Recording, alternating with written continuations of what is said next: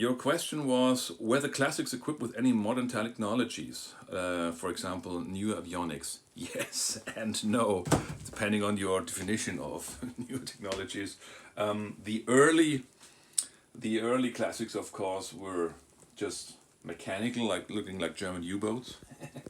And later on, there were some upgrades, like from this carousel.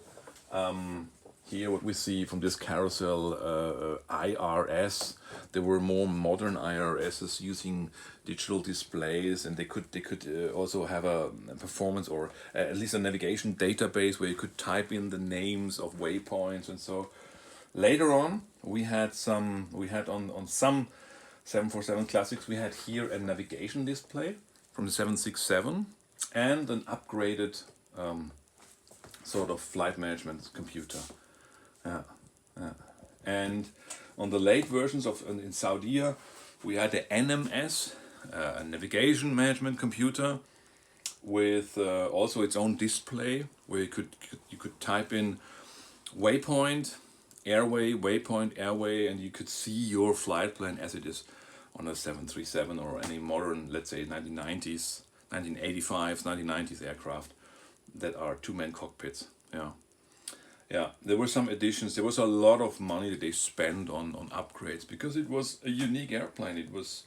It could carry as a freighter 120 tons and fly 9 hours, or 7 hours with full load, and let's say up to 15 hours with reduced load. That was something that was really good, and there was a lot of money. Was, of course, we had to do upgrades like what you can see here is a TCAS system. For example, TCAS was big thing, to be upgraded, and this is a upgraded TCAS vertical a VSI, a vertical speed indicator that has TCAS capability to show you the TCAS events and to show you, give you all the information whether you have to climb or descend in case of a resolution advisory. That was the old indicator here. Same like on the Spitfire.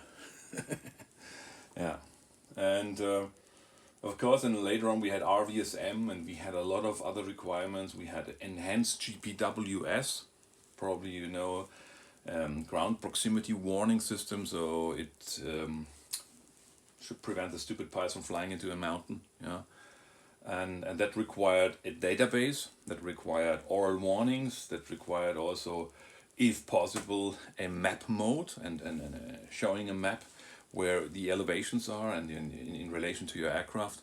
And these things, they could be added to 747s, and they had to be added at certain due dates, and they were quite successful with using them. Yeah. Okay.